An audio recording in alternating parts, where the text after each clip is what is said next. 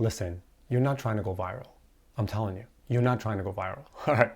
So the reason I started like this is because I think a lot of us physicians think that the content that we create online, whether it's written content in the form of a blog post or a LinkedIn post, or video content. So if we're creating YouTube videos or Instagram videos or audio content, such as on a podcast, we think that we need to go viral. And I think this is a big misconception.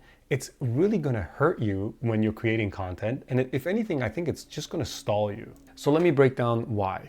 Why does somebody want to go viral? And why is it that we don't need to go viral? First of all, going viral, what's the problem? Going viral requires a lot of effort and forces you to not be your most authentic self. You're gonna have to create content or do things that you may not really like. Your background, the colors, the sounds, they all have to be so perfect in order to create that virality that it just takes away from the message. And you have to create so regularly and frequently, and you have to have these catchy titles and clickbait that it's going to burn you out. So with that in mind, now that you know what the problem is, why does somebody need to go viral? Well, I think the kind of brands that need to go viral are usually these individual brands or maybe more niche brands where they just need a lot of people getting to know that brand for that one person to click on it and make money. So healthcare and medicine is not that. If you're consulting in a particular niche, it's not that. You're not trying to hit everybody else. In fact, think about it. If you're a physician and you have a virtual medical practice, then you probably want only the right people to follow your content, or you want the kind of who are actually going to buy a service from you, so book a consultation or become part of your membership.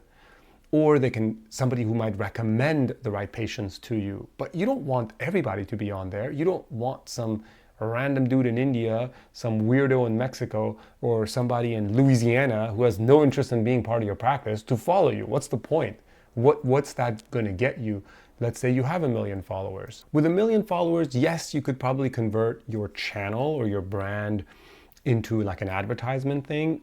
But now you have to advertise. So now you work for that advertisement company. Okay, you could say, not really, because I have multiple advertisers, so technically they're all my clients. And I agree with that. I think when you get big enough and you get to that point, you can do that. But the promise that you're going to create this huge channel with millions of followers and you're going to be able to push these services and make a lot of money, unless that's your shtick, unless that's really what you're going for, I think it's a big uphill battle. And I think it's very tiring, and it can in fact backfire. Instead, if you are building a virtual medical practice, if you have a physical practice, if you are consulting in medical legal stuff, if you're doing something that's more niche, all you need to do is just create that content and make sure that that content is really good. And you don't need a big following. This channel right now has 1,000 followers. That's more than enough. It is accomplishing everything that I needed to accomplish, which is why I'm not really busting my ass trying to create a ton more content, because enough people land on it, then they go to my website, then they book a consultation with me, or enough people land on it and say, oh cool, he's got this online course, so I'll take that and I'll get my sale.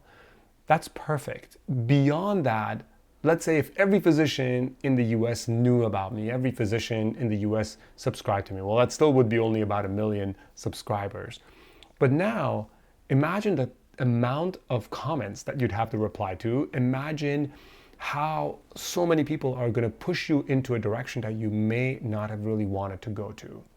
All of that really detracts, or whatever you want to call it. It really ends up making you kind of a slave to your brand. To me, my podcast, this YouTube channel, and my blog are just great ways for me to share important information. And by sharing that, I'm actually learning a lot because I'm doing the research, and it keeps me engaged and it gets the right people into my doorway, and then I can choose if I want to do business with them or not. So that's perfect. Now, of course, I know whatever you're building, your business, your brand is going to be different. You're going to have different needs than me. But really consider, do you need to go viral? Do you need a bigger reach? Or Do you need a better conversion rate? So for example, one thing to keep in mind, the majority of the videos that I create on here have a very poor conversion rate. So what does that mean? So somebody watches it, usually within the first minute or two, they drop off. That means they don't watch it to the very end. Now, I'm not trying to get people to stay to the very end. That's not the point. What it tells me is that this content probably was not very useful to that person. Now, I also have quite a lot of people who watch to the very end because they book a session with me. They take me through the entire details of that video that they watched and how useful it was, and now what is it that they want to talk to me about. So one thing that I can do to improve without even having to get more followers or anything is to make sure that my videos are maybe more concise, to the point, and that they offer a lot more valuable tidbits of information. Now, you can achieve that by editing the videos very well. And so when you edit, you can take out pieces that you're like, actually, this is not really part of the message, or the sound quality is not that good, or the lighting is really not that good. It's kind of harsh to watch. Maybe there's a lot of movement, you know. That's one way to edit the videos.